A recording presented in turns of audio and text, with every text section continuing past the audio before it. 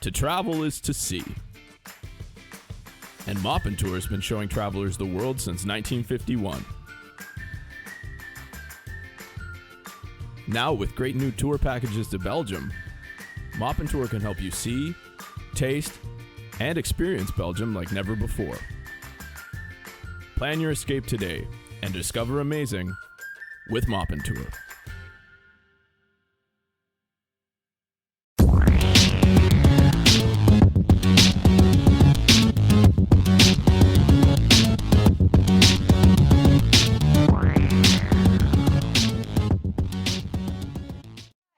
To the GiGo Reality Talk Show. I'm Leanne Rambin, owner of Empire Creative Marketing, and I'm here with some of your talented and beautiful hosts. Erica Johnson, she's talent manager with Duke & Sterling Latin American Division. I have Anissa Campbell, she is the owner of Black Rose Agency. Pamela Andino, she's the owner of Ubertina Productions. And finally, the lovely Valletta Taylor, she is a leadership management and fitness guru. We have a wonderful show for you today. Do you prefer shopping online or going to the store? I know for me, I love to go to the store. With the festivities and the festive atmosphere, I just love hearing all the Christmas music and personally picking out gifts for my friends and family. And Anissa, talking about online shopping and going to the store, we have the holidays coming up. I mean, this came up really quick, but we want to talk about traditions and customs and ethics and what do you do during the holidays that sets it apart, not just shopping? Yeah, and I hate to bring this party to a standstill, ladies, but we have a serious issue confronting us regarding Proposition 1, and I know you don't want to miss the fireworks for that discussion. Well, I know that we have our opinion on that, Valletta, but as a mother, I'm really concerned about this issue too. I would like to bring the story regarding this officer who aggressively removed this female student from her classroom. Wow. Super. Yeah. I mean, it really gets me. Yes. Sounds like it's going to get real interesting very fast. Drama. Right. So stay tuned for a lot more Got It Going On with the GiGo crew.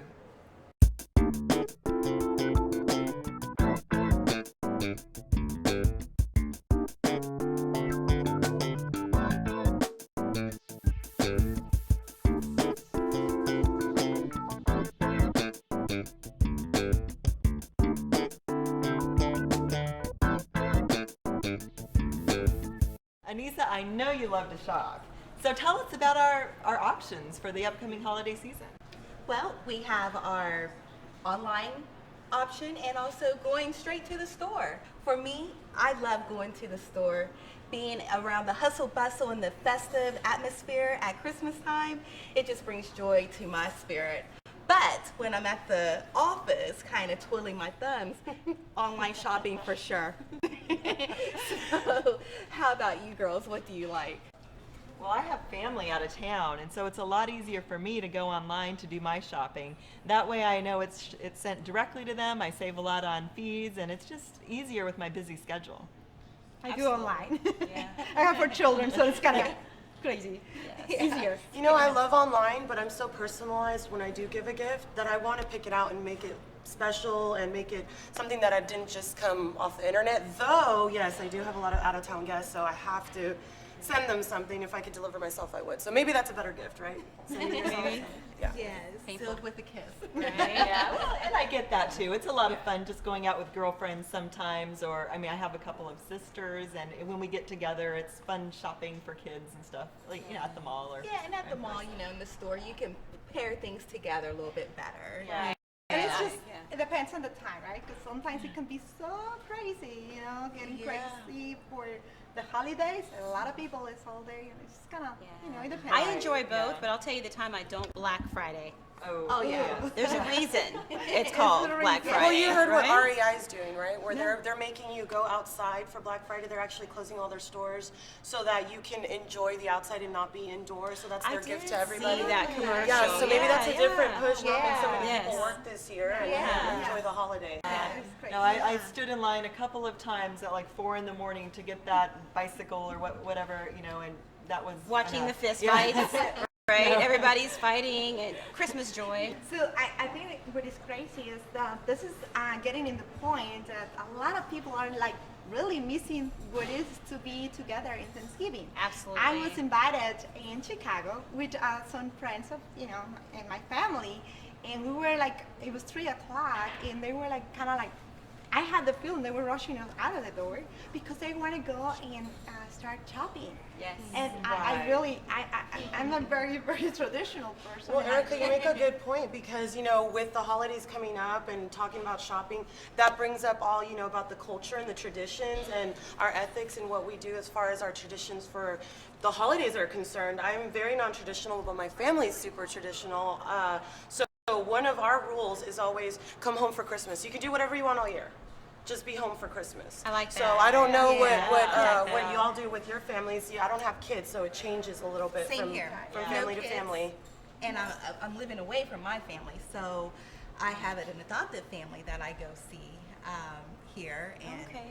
celebrate with them. Yeah, and I mean, for free, it's a little different as well because I have 3 adult children, and so now there's an obligation to go to the husband or the wife's family versus me, and so we toggle back and forth, but we make it work. But it's important that I have them for Christmas or Thanksgiving every year. We pick one.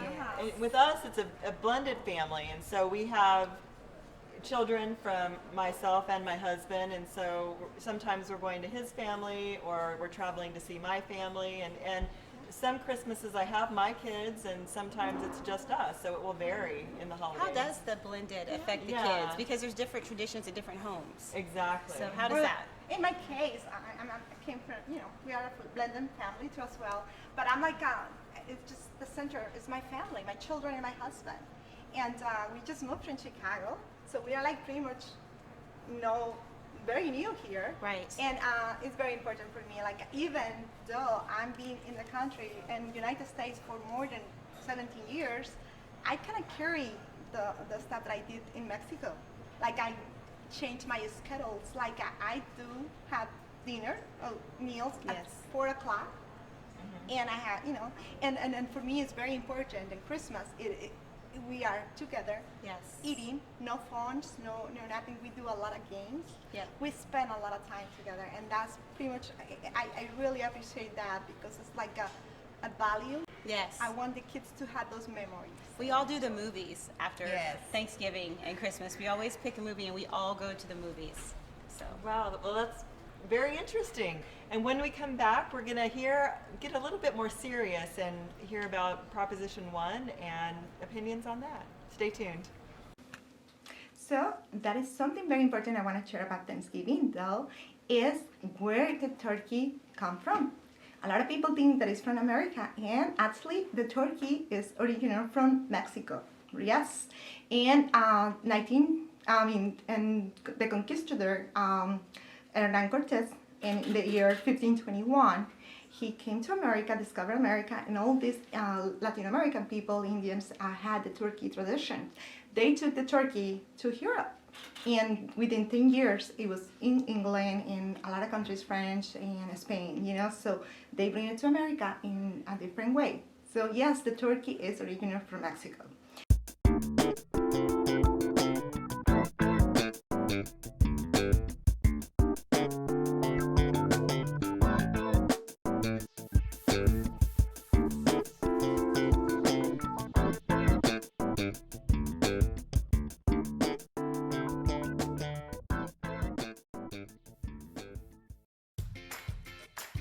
To travel is to see. And Moppin' Tour has been showing travelers the world since 1951. Now with great new tour packages to Belgium, Moppin' Tour can help you see, taste, and experience Belgium like never before. Plan your escape today and discover amazing with Moppin' Tour. all right, so back to Proposition 1. I couldn't even find the information on the internet. As a matter of fact, I need to take my jacket off while we talk about this one. As you can see, it's several pages. However, the media is only talking about one piece of it. Ladies, what do you think? That's the only thing that I thought was the proposition, was the bathroom proposition. And that's the funny part, that we had that conversation, because I have so many friends with the meat and potatoes of it, talking about the diversity of it, and the mark was missed. We Yes. did not get to discuss that because of the way that it was proposed. So I don't know how y'all feel about Yeah, that. but we all know the easiest way to hide something for someone is to put it in writing, right? And that's exactly what they did. And what we get always what the news want to say, and what are they hiding? Yes. As a mother, I really, really honestly want to hear who is looking for the rights for my children. They have rights too. And it's not anything against anybody.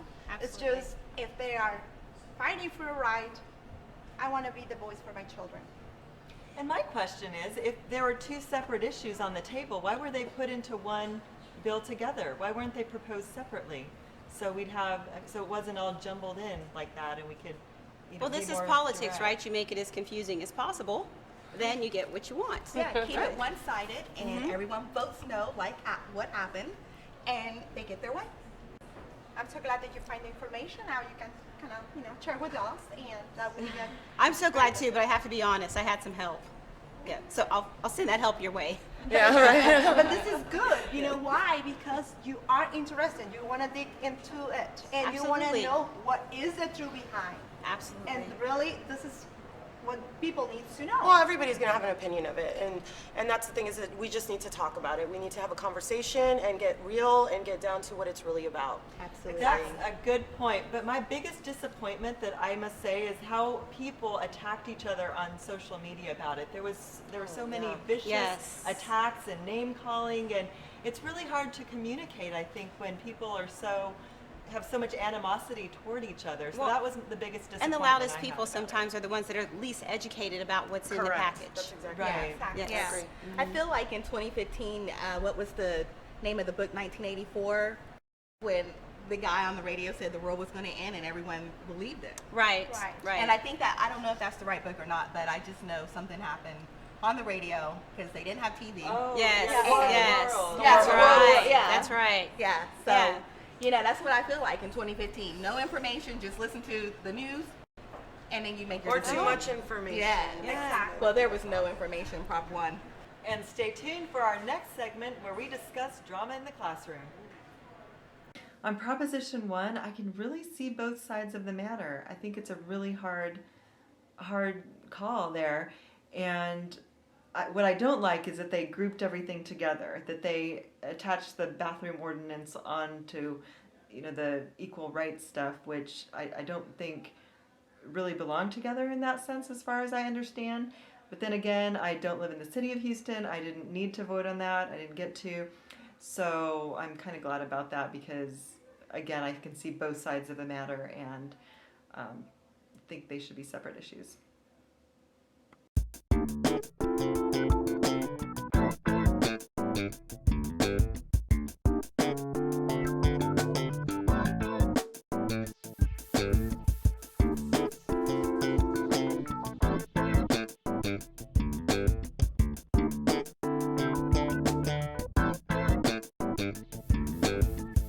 I want to bring the story regarding this officer who aggressively removed this female girl from her classroom. It really made me crazy. I see one side in the story in the news, right? I want to know what happened before and after. Who had a different angle? Who has the right to do such a thing? I don't know if the girl was sick, that she was a depression, but to see this guy who come to this room and everybody's watching, even recording, and no one say nothing, I want to know. And I want to know why, and I want to see if there's any consequences about it. And I want to really, really bring this to the attention of the moms. But We is that as the a thing? mother, Does it we matter know. what was wrong with her or not? It's just an adult and a child. So the Exactly. topic is really the aggressive nature in which he interacted with her. Me, I don't have children, but I do love working with a lot of youth, and there is a process to everything. So I understand we need to know both sides, but obviously just that film made her feel this way, and this is what it's producing, just kind of like Proposition 1, just like what we're talking about here. So I mean, I don't know how y'all feel about that too. Well, again, also, why is it okay for the police to use aggressive force? Had it been me and it was my child, they would have taken her, and I would be in jail probably by using that excessive force with my child. Exactly. Yeah, very true. And So- I wonder, I mean, this girl is a colored girl. I wonder if it was a white girl, they had the same reactions. Because it's like that we have a stigma, or we have a tag that you're brown, that you're, the color. And that's pretty much the society is turning to something crazy. But is that us not just turning against each other because of what we see? Not instead of having these conversations, instead of sitting down together, being pitted, because I'm a person that you come to my house or you come to an event that I do or anything, it's everybody equally.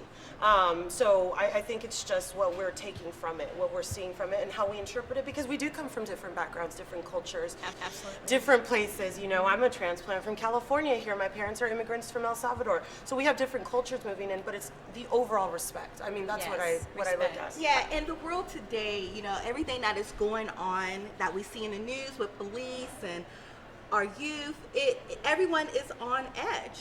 Yes. So we really need to talk about it and get to the bottom of it. It shouldn't be a race thing. Right, and that goes, back to what I was talking about as far as root cause. And every reaction that a child has, or even as an adult, those are symptoms. Yeah. That is not the diagnosis of what's necessarily wrong with the individual. Yeah. You saw a small clip on TV, but you have no idea what's been going on at that school, in that classroom for the last few years, or or last few days. And so we need to ask, we need to examine every angle of that. Sounds like there's a lot more to learn about that particular story. I don't know about you, but I am getting very hungry. So let's head to the buffet. Yes. All right, sounds good. Mimosas, please. Yes. Just bring a bottle. Come on, you got a little bottle. Oh, yeah. We have a tendency to put a Band-Aid on things in this society, and there's a really good chance that there's been a lot of Band-Aids put on that situation that it could have stopped it from coming into stopped it from happening. So I just encourage you, like I said, read, find out all the information, and remember that there's 3 sides to every story. Her side, his side, and finally the truth.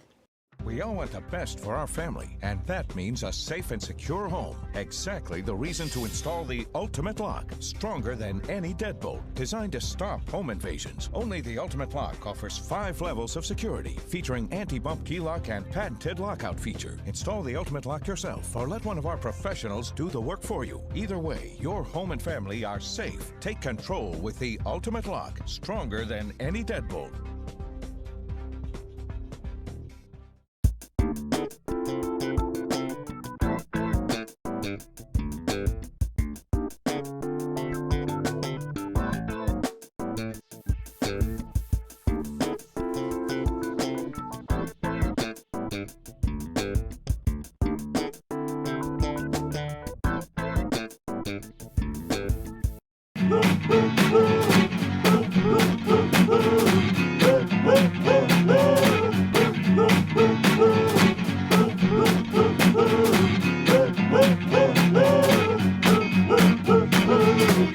You're using it wrong.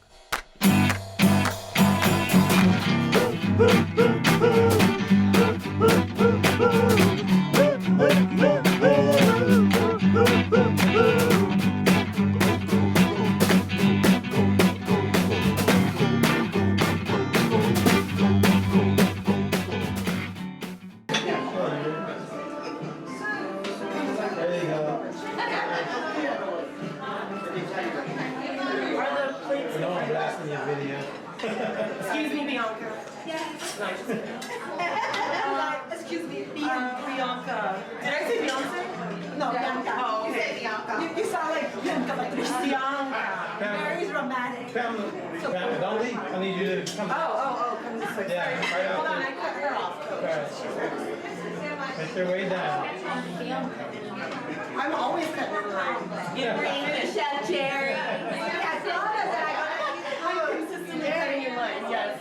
You can My fruit is a mimosa, so if I can have a little bit of a fruit mimosa. I think Coletta had a little bit. I like guava. You know, there's one. You like guava? Guava. I love guava. I'm a mango. Mango guava No papaya though. No. I'm a big buying the fruit while it's fresh and freeze it person. Okay. Because then you have it for the whole season. Because it loses its Well, you know the best kind of fruit is the frozen ones because they're picked at the prime time, and a lot of people don't even know that. So it's really fun because I do a lot of shakes. Yes. So I have to keep frozen. Are you a shake or are you a smoothie? Well, okay, so give me the difference. So when I think about a smoothie, I think it's something that is what it is for healthy reasons. Whereas a Smoothie. shake, There we go. All right. For 100. The ladies I don't like the most part. What's your favorite part? The potatoes, okay. Potatoes Romanoff. Good dish. You like the pork shake? The honey glaze on it. Yeah, it's I can taste honey glazed brown sugar. Well, it reminds me of Thanksgiving. So we do a honey baked ham, and so I always steal the crust off the ham. That's what that reminds me of. It's really good. So, how does everybody like the quiche? Or the Italian quiche, I should say. I love the fact that it's crustless. I was just gonna say that. Low carbohydrate, you can eat it all day long. And if you're in California, they tell you you're doing good. All I'm missing is the avocado. I put avocado on everything, and that's what I can see that for me. But I can see that. That would be great. There's no meat. It's a vegetarian. that's perfect. Right? That's why I give everybody a different option. I love Chipotle. You know, that's just I'll put Chipotle in the honey glaze and brown That's sugar. one of my favorite ingredients. that one's a sandwich. I put Chipotle in everything. Thank you for this. No, this is good. We were talking about earlier about shopping and online shopping, and I'm a big person on gifting, and I grew up with my mom giving everybody exactly what they wanted, so I'm not blessed with that gift. But what I did want to talk about was how we need to support local artists, local musicians, local business, and once we do that, we're driving a better economy for where we live. So if we're able to gift local, let's keep that going. Let's support all these people working so hard. We have 180,000 creatives and growing. Why are we not shopping with them? So that was one thing. I could go on and on about who to shop with, but just keep checking it out for me.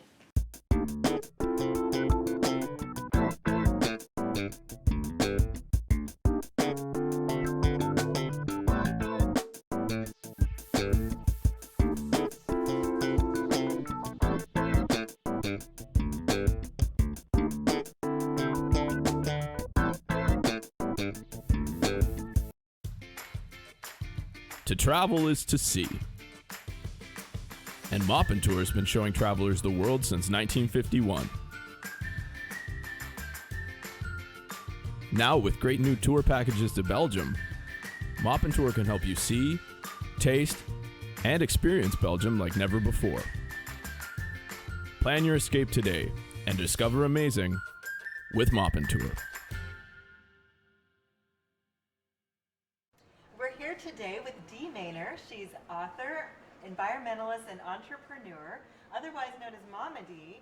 And we're bringing today her book, Artie, which is about the first artificial Christmas tree. Welcome, Momma Dee. Oh, thank you.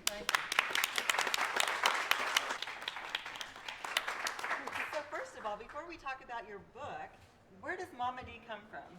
Well, actually, I was a grandmother very young, and I wanted to be called Nana, the youngest sounding grandmother name I could get. But one of my granddaughters, she kept insisting that I was Momma Dee. And then everyone that I coached in gymnastics and swimming since way back in the 80s started calling me Momma Dee. Now I'm known as Momma Dee by all the prisoners that work for me in the environment, every gymnastics child I coached, and every child I ever coached on the swim team. And most of the people that are here today only know me as Momma Dee. It's a good name. Well, Momma Dee it is. Yeah, there you go. Great. So talking about your book, Artie, what inspired you to write the story? Well, actually, I've worked with children for so many years, And everything I've ever done is to help a child to become a well-rounded adult. And we need to do that, we have to give them character. And that character is like the ballast of your ship that keeps you upright in storms so that they can navigate through the hardships of life. The book is full of wonderful inspiration for children and parents. Wonderful. So tell me about the characters of the story. Who are they and what inspired you to create them? Well, I wanted to appeal to boys because when I went to schools, boys didn't like Frozen because there was too much singing. So I tried to make the story where it would appeal to men, to women, to boys, and to girls. And so far I've been successful. Men love it. The characters that were models for the children in the story are all my family, my great-grandchildren. The mom and dad are my granddaughter and her husband. Artie is a truly inspiring and touching, and it's a unique story. I haven't seen a story like this before. I've read it. So I know you're dyslexic from reading your biography. What did your dyslexia bring to the table when writing the book? Everyone has a talent. We're each given a talent. And the dyslexia is a talent. It's because I cannot spell and I had difficulty learning to read. When I was in school, it was very difficult. And I learned to have empathy for people. So when I got the first artificial Christmas tree, I could empathize with people made fun of it.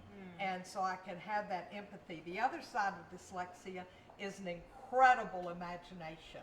You throw any problem at me and I'm going to start thinking up a solution. That's the way my mind works. So for children in Christmas, we need more admiration for our Christmas trees. They've been around since the 1400s, and there's never been a loving story wrote about a Christmas tree. They've been the center of the Christmas tradition all of these hundreds of years. And before that, evergreens were brought into homes during the solstice. But there was never a wonderful story. In the 1950s, everything changed because we had an artificial tree and people with allergies to evergreens could actually have a tree. And that's what Artie is about. I think the most important thing in the story for children to know is that Artie was artificial. He never wished to be anything but an artificial tree because he knew he was needed and he was the best tree he could be. So all of us need to not wish to be anything else and be the best that we can be. Yeah. I love it. So Artie, if we want to buy it for Christmas for a gift, where can we find it? You can go to my website. It's deemaner.com. And it'll be for sale there now. In March, it goes to market, and it will be sold to stores throughout the United States and on Amazon.